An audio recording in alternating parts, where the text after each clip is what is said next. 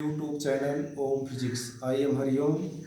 We calculate today electric field due to electric dipole in tan B position. हम आज वैद्युत द्विध्रुव के कारण निरक्षीय स्थिति में वैद्युत क्षेत्र की तीव्रता को कैलकुलेट करेंगे। इसके लिए माना एक वैद्युत द्विध्रुव AB के परावैद्युतांक वाले माध्यम में स्थित है। वैद्युत द्विध्रुव की निरक्षीय स्थिति में ये वैद्युत द्विध्रुव की अक्ष है AB और बिंदु O द्विध्रुव का मध्य बिंदु है और इससे निरक्षीय स्थिति में इसके लंबवत स्थिति में एक बिंदु P है जिसकी मध्य बिंदु से दूरी R है। तो बिंदु P पर हमको वैद्युत क्षेत्र की तीव्रता निकालनी है। तो बिंदु P पर वैद्युत क्षेत्र की तीव्रता निकालने के लिए हम आवेश माइनस Q द्वारा बिंदु P पर उत्पन्न वैद्युत क्षेत्र तथा प्लस Q द्वारा बिंदु P पर उत्पन्न वैद्युत क्षेत्र को कैलकुलेट करेंगे। कैलकुलेट करने के बाद उनका हम सदिश योग निकालेंगे। अब ये सब सदिश योग कैसे करेंगे आपके सामने बताया गया है। अब मान लें आवेश Q1 आवेश माइनस Q के कारण बिंदु P पर उत्पन्न वैद्युत क्षेत्र की तीव्रता जो E2 है जिसका डायरेक्शन आपके सामने प्रदर्शित किया गया है। आवेश प्लस Q के कारण उत्पन्न वैद्युत क्षेत्र की तीव्रता E1 जिसका डायरेक्शन B से P की तरफ है, ये दर्शाया गया है।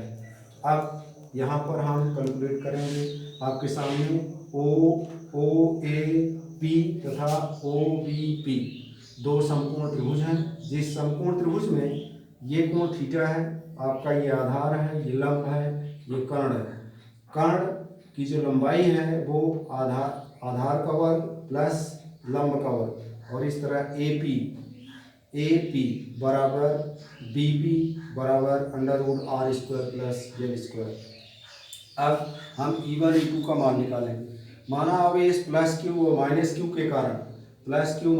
के कारण विद्युत क्षेत्र की तीव्रता E1 तथा E2 है। अतः E1 प्लस Q आवेश के कारण विद्युत क्षेत्र की तीव्रता E1 equal to 1/4πε0 K Q/R² plus L² जिसकी दिशा B से P की ओर होगी। इस दिशा में E1 और E2 आवेश माइनस Q के कारण विद्युत क्षेत्र की तीव्रता E2 equal to 1/4πε0 K Q/R plus L का होल स्क्वायर जिसकी दिशा P से A की तरफ ये चित्र में आपको दिखाया गया है।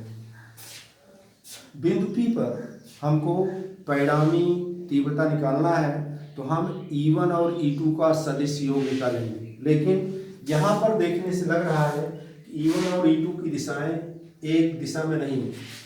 E1 E2 के परिमाण बराबर हैं लेकिन दिशाएं भिन्न हैं। अतः परिणामी तीव्रता E निकालने के लिए हम E1 और E2 को AB के अनुदिश और उसके लंबवत घटकों में वियोजित करेंगे जैसा कि चित्र D में दिखाया गया है। ये चित्र D है और इस चित्र D में ये E1 और E2 ये E1 है, ये E2 है।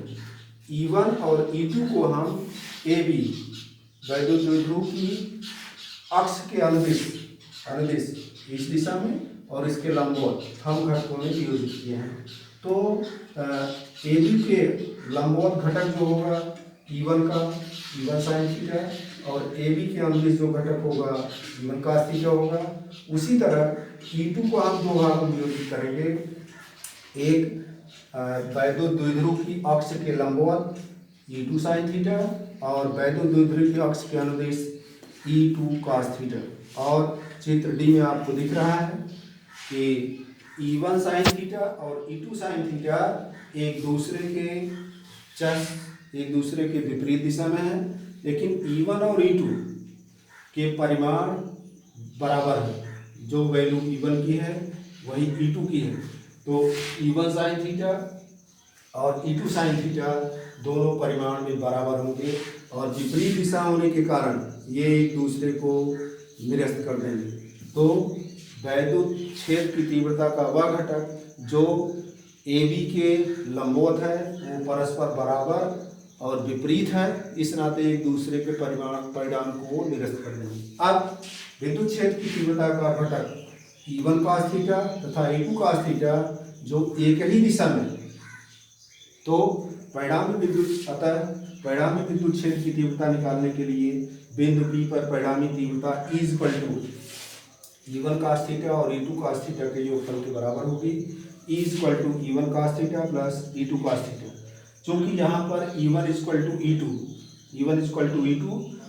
E2 बराबर है, इसको हम लिख सकते हैं this is equal to 2E1 cos theta. This is equal to 2 into, अब E1 का ये मान हम यहाँ लिख रहे हैं, E1 की ये वैल्यू है 1/4πε0 के Q/r² प्लस L², ये यहाँ पर लिख दिया, इंटू cos थीटा। अब आगे चित्र सी, ये आपके सामने चित्र सी बना हुआ है। चित्र सी से हम cos थीटा की वैल्यू निकालेंगे। यह एंगल थीटा है, तो cos थीटा बराबर होता है cos थीटा इक्वल टू चित्र से OB/PB। OB क्या है? आधार बटा कर्ण, तो cos थीटा बराबर आधार बटा कर्ण बराबर OB/PB। This is equal to OB की लंबाई L है, और ये जो कर्ण है इसकी लंबाई है r² plus L² power half. तो cos theta equal to OB/PB। This is equal to L/r² plus L² power half. ये cos थीटा की वैल्यू हमको मिल गई। cos थीटा का यह मान हम यहाँ पर पुट करेंगे, तब हमको मिल जाएगा E इक्वल टू 2 इंटू 1/4πε0 के Q/r² plus L² into L/r² plus L² power 1/2। This is equal to, अब ये 2Q और L को एक साथ ले लें हम, दिस इज इक्वल टू 1/4πε0 के इंटू 2QL अपान ये r² प्लस L² पावर 1 है, और ये r² plus L² power half है, तो 1 plus half, this is equal to 3/2। अब ये पावर मिल गया आपको r² प्लस L² पावर 3/2। अब हमको परिणामी क्षेत्र की तीव्रता E इक्वल टू 1/4πε0 के P/r² प्लस L² पावर 3/2। यहाँ पर चूंकि L is very very less than R, L R से बहुत छोटा है, तो r² की तुलना में L² नगण्य होगा। अब इस L² को हम नगण्य मान करके इसको छोड़ सकते हैं, तब हमको मिल जाएगा r² पावर 3/2, ये 2 कट जाएगा और यहाँ मिलेगा हमको r³। तब ये समीकरण इस तरह होगा E इक्वल टू 1/4πε0 के इंटू P/r³। यह वैद्युत द्विध्रुव के निरक्ष स्थिति में वैद्युत द्विध्रुव के केंद्र से r दूरी पर स्थित बिंदु P पर विद्युत क्षेत्र की तीव्रता है। अब यदि वैद्युत द्विध्रुव निर्वात में रखा गया है तो K इक्वल टू 1 होगा। K इक्वल टू 1, तब E इक्वल टू 1/4πε0 P/r³। तो समीकरण 1 और 2 जो वैद्युत द्विध्रुव की निरक्षीय स्थिति में वैद्युत क्षेत्र की तीव्रता को प्रदर्शित करते हैं, और समीकरण 1 और 2 से स्पष्ट है कि निरक्ष स्थिति में वैद्युत क्षेत्र की जो तीव्रता है वो वैद्युत द्विध्रुव आघूर्ण के विपरीत है। यहाँ पर आपको देखिए कि जैसे ये -Q प्लस Q आवेश है, यहाँ पर वैद्युत द्विध्रुव आघूर्ण की दिशा P ये -Q से +Q की तरफ दर्शाई गई, लेकिन यहाँ पर परिणामी क्षेत्र जो है वो +Q से -Q की तरफ है। तो इस तरह हम ये कह सकते हैं कि वैद्युत द्विध्रुव की निरक्षीय स्थिति में परिणामी क्षेत्र की तीव्रता वह वैद्युत द्विध्रुव आघूर्ण के विपरीत होती है, और यहाँ पर तीव्रता का परिमाण दूरी के क्यूब के व्युत्क्रमानुपाती है, अर्थात E is proportional to 1/r³। दूरी बढ़ाने पर E का मान घटता है। अब इस वीडियो के बाद हम आपको वैद्युत द्विध्रुव को वैद्युत क्षेत्र में लगने वाले बल के बारे में अध्ययन करेंगे।